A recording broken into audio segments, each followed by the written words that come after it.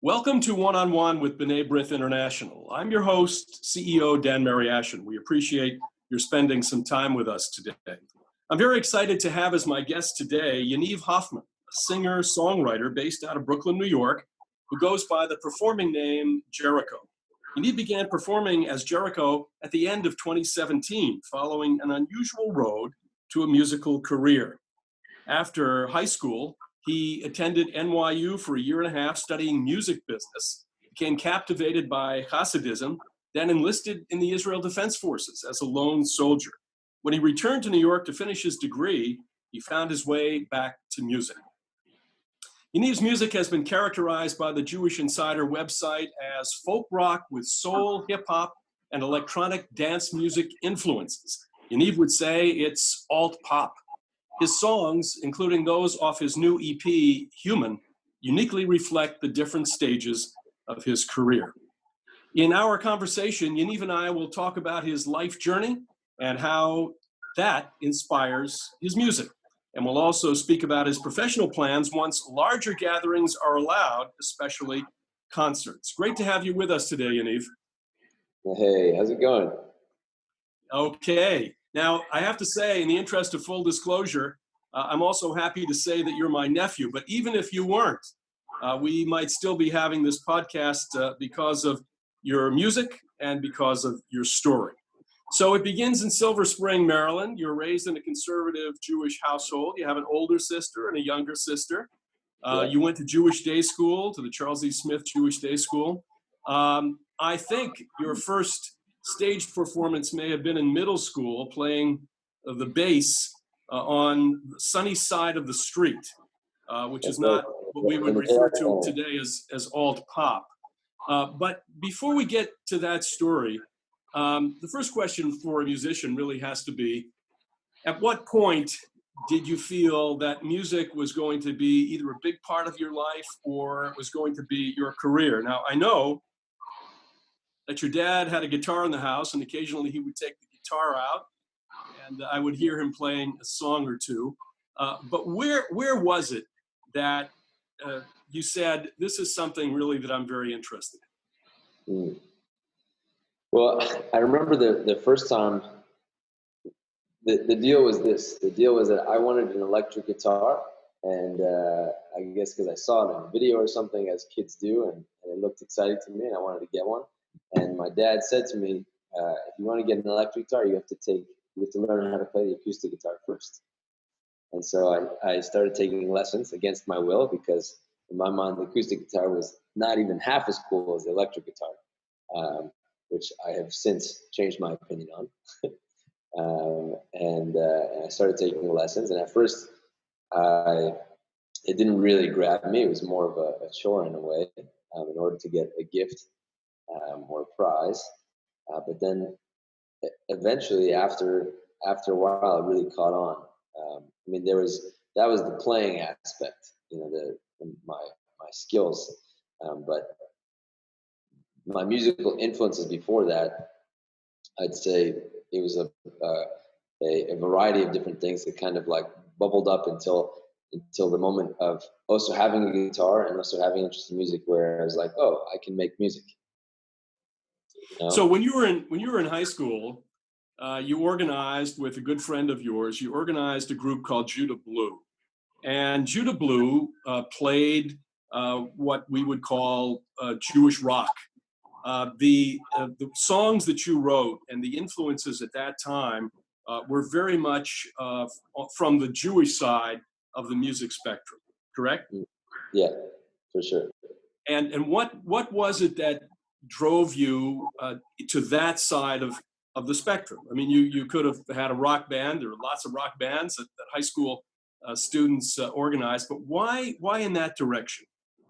Yeah, well, I think, like I was saying, my musical influences from before, a lot of which were coming from your home. When I got to be exposed to some of my first records of Frankie Valli, the Beatles, Otis Redding, a lot of oldies, Johnny Cash, and which I heard all for the first time, either in your car on Oldies 100, or in your home. And then I think that those musical influences merged with the beginning of my spiritual journey. Around that time, I started to become more interested in Judaism at a pretty early age, really, in high school, and was exposed to new paths within Judaism, a lot of singing and a lot of, more involved spiritual, emotional experiences. And so it was really like my experience in music and my experience with spirituality in Judaism that kind of began to merge. And that's where that music came out of. And that produced Jewish rock, really. So with Judah Blue, and I would commend to our viewers that they take a look on YouTube to take a look at Judah Blue and to videos that you made at the time. So you graduate high school, and then the Odyssey continues. You went to yeshiva in Israel. You did some travel in Thailand. Where is your music going in your head at that stage in your life? So I was still very connected to the idea of Judah Blue. By the end of high school, we were doing really well for a high school band. Most people don't take high school bands seriously, but we were pulling our weight, and we were beginning to gather a fan base. And so I did have high hopes for a bit, but it was kind of on pause during the journey, because Shlomo, my partner in the band, he was the lead singer, and he was also on a spiritual journey of his own. So we kind of put everything kind of on hiatus. And that really was kind of like a pause in my music production, in order to, I think, looking back, it was more of a time of spiritual growth and emotional growth. So you came back to the States. You went to NYU for a year and a half, and then not many people would do this. You interrupted your undergraduate years to go back to Israel to serve in the IDF as a lone soldier. Tell us about that experience. You were a platoon commander, I think, during that time. But music was still something very high on your agenda. You did some composing at that time, did you not? Yeah, well, I actually started my degree at NYU in music business.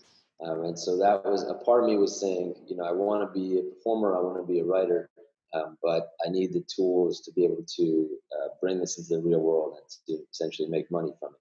And so I wanted to bring that passion into the real world. And then I was in college, and I found myself going down a path.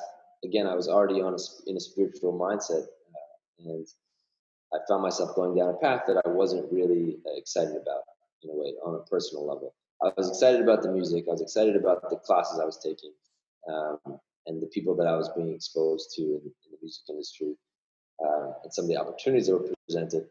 But I had a moment where I realized, if I continue down this path of college and the life that college comes with, then I don't think I'll have an easy time growing into the person that I want to be. And so that's when I really got up and left to Israel. Well, not everyone would choose to take that year or 2 years, actually, which you did, to commit to 2 years in the IDF. Some students would take a year in Israel, study in Israel, one of the fine universities in Israel, but you chose to go into the IDF. And I know that you come from a very Zionist family. You come from a family that has strong roots in Israel, but how did you come to make that decision? You didn't have to do it, but you did. Yeah, I was actually sitting with a friend of mine, a good friend from childhood, actually, Daniel, and we were both in college at the time, and in our first year, and we were talking about this idea of saying, we don't feel like this college path is going to lead us where we want to be. What can we do right now that we can really tap into something that we're passionate about, that we care about, and give of ourselves? And it was just like the natural answer that we both came up with. And when we came up with it, we said, "What about the IDF?" We kind of both looked at each other like we were crazy, like, two guys in American college right now are going to leave and go to the IDF. But I think that's really the power of friendship, is that you and your friends can push each other to do crazy and powerful things. And so Daniel also left college, and we both ended up joining the IDF because we realized that that was going to help provide us with the experience that we needed to get to that next level that we were looking for. So you finish your service with the IDF, and then you come back to complete your degree. And at that point, where are you musically? And what are, at that point, what are the influences? What are the music influences? You talked about early on hearing oldies radio in my home.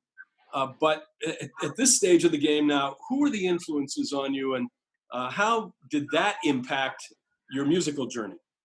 Yeah, it was actually a funny time balancing that musical side of me and the Army side of me, because I was a commander, like you mentioned. And part of the persona of being a commander is one of mystique in a way, and you don't want your soldiers. At the beginning, they don't even know your name. They just say I'm Fakir. They say commander. And I remember the day when one of my soldiers found a Jericho music video online. They started showing it around to my other soldiers. I remember I came up and I took the phone from him and I told him I was going to get him in trouble because they found this part of me that to that world was totally hidden, which is a funny balance. To the point, it was such a contrast to the point where Jericho was still a thing, even though we weren't playing music.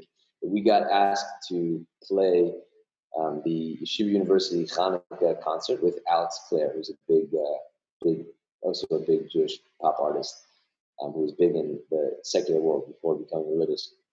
And it was a really cool opportunity. And I actually had a 2-week break from the Army, and I flew back to New York in the middle of my service and played a concert in front of 1,000 people in New York. And on stage at the concert, I took my phone, I did a video, and I said, "Du Chaked Kavod," which is like, support for my Army unit. And so it definitely, I was in a weird way, but I was able to balance out my musical passion and drive and path with the Army. So you're back at NYU now. You're back in music business track at NYU, and you find yourself at Chabad NYU. You work for Chabad. And tell us about that experience, and then some of the other interesting things that you did Jewishly, including Jew culture. Yeah.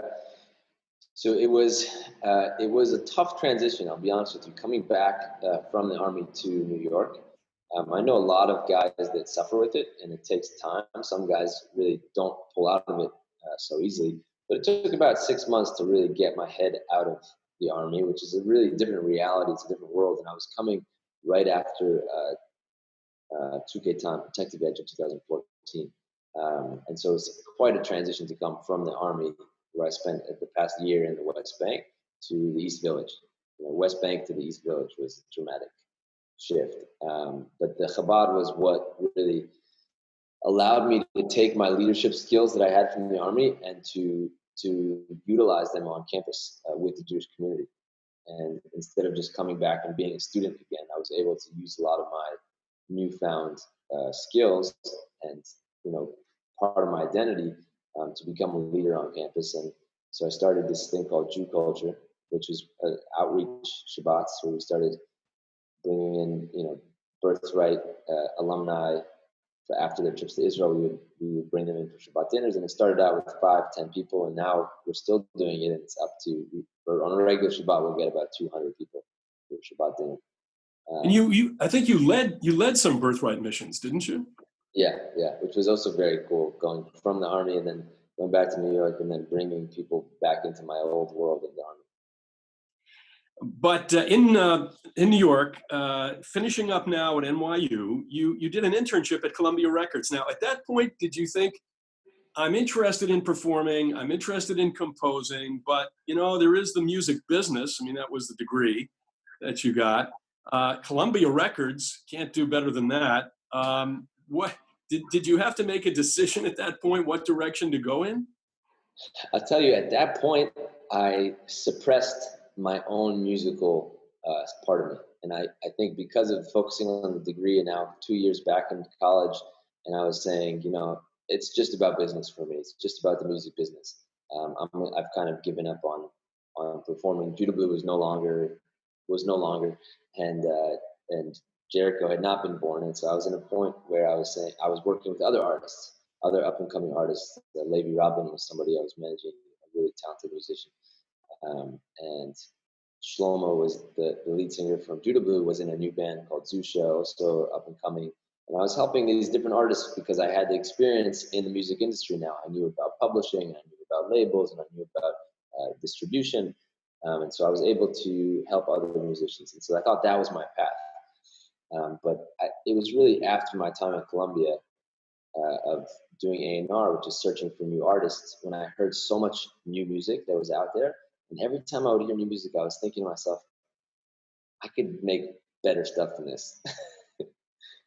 And so I think that kept pushing me to say, like, the world needs you to make music.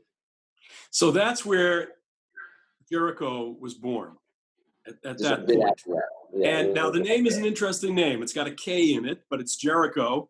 How did you come to that name? So my middle name is Joshua. I'm named after my grandfather, Yoshua Mirzaev, and who's a very special man. And I'm honored to hold his name. And so Joshua in the Bible, the famous story of Joshua is the Battle of Jericho. Right? Is the first battle in the conquest of the land of Israel. And after Moses died, it was a very dramatic time in the Bible. Questioning the fate of the Jewish people after they lost their leader. And Joshua was the one to lead this battle of Jericho. And the way that the battle was waged was not through regular warfare, but rather that they surrounded the city and they blew the shofar, right, the ram's horn. And the sound of the shofar was what broke down the walls.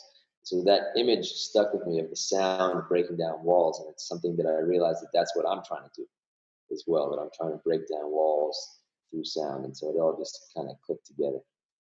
And you compose all of your music, and I would say the lyrics are in many respects introspective. A lot of thought goes into your lyrics, not only your personal experience but the life around you.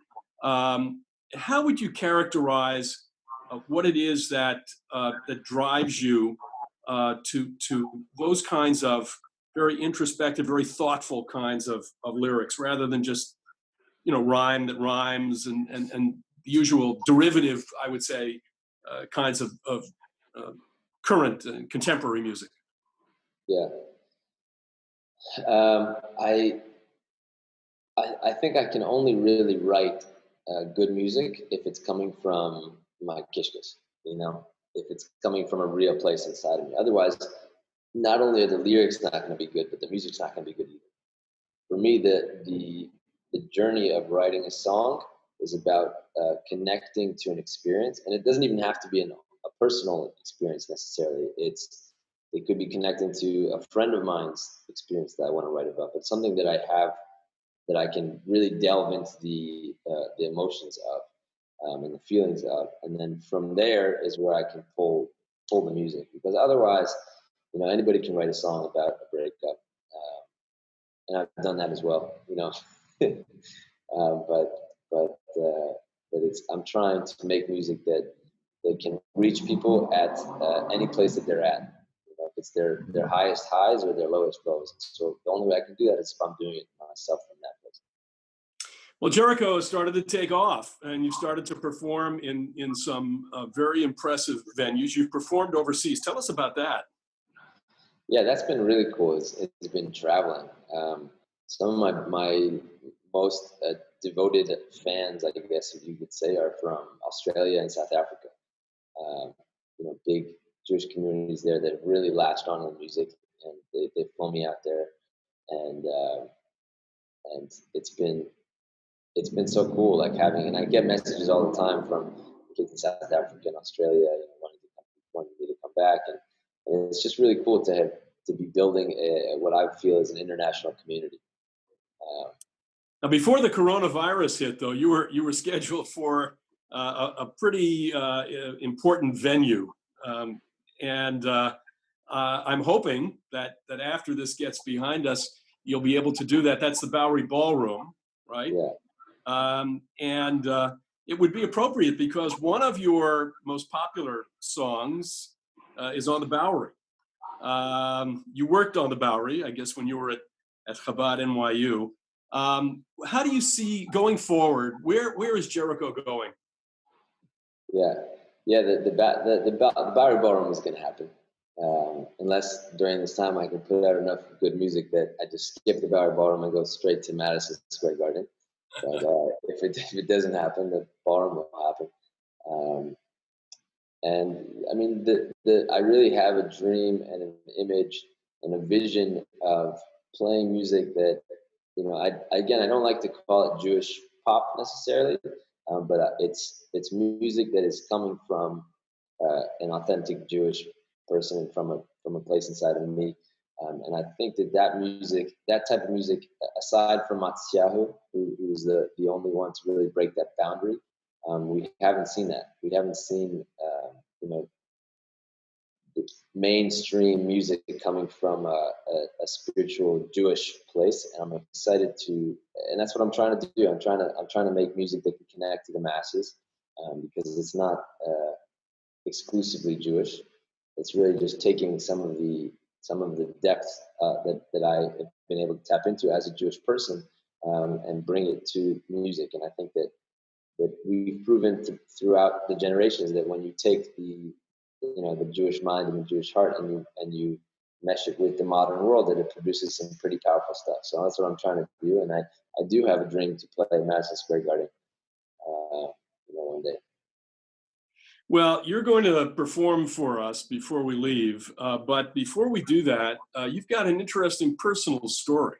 You were married in January, and I was at the wedding. Tell us a bit about that story, because it's not the usual. Yeah, got married in January, and now I'm the father of 3 children. Instant family. Instant family, yeah. My wife, she tragically lost her husband a few years ago. His name was Yoshua as well, which is a wild, connection. And an amazing guy from what I know, and really the father of my children, which is a powerful relationship that we have. And I met her through a friend, and we connected in a strange way. When at first it was totally out there, and I did not think that was an option or even something that I wanted. It seemed way too intense and way too heavy to take on something like that. But Hashem works in crazy, wondrous ways, and we ended up becoming close and connecting and dating. And I realized that she's my wife, and those are my children, and we made it happen. Well, your wife Simi is also an entrepreneur herself, and is in business, and it really is a great match. So at this point, Yaniv, I think you have your guitar handy. We're going to ask you to play a song for us. Tell us a bit. This is from your EP, correct? Yeah. Yeah. And tell us a little about the song. Gotta give us a lead in. For sure. This is, just because we just spoke about this song, we spoke about the story. This song is called "Find You," and it's about that journey. I've been on the journey of finding my wife for quite a time now. I'm 28 years old, and I've been searching for my partner, for a while, and I'm a kind of I have kind of a unique path myself, and so I was wondering where I would find that. I know it's something that a lot of people go through. A lot of people are going through constantly that search, and that it's really a journey to find that person. And people reach out to me all the time about it, about their difficulty and finding a match, especially in the Jewish world. It can be difficult. So this song is about that journey. It's called "Find You."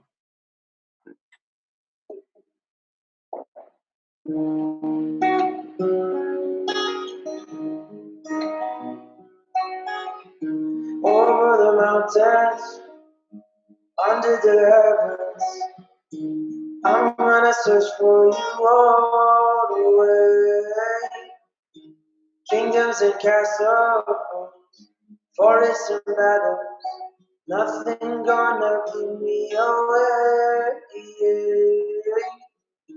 I keep my faith in this journey.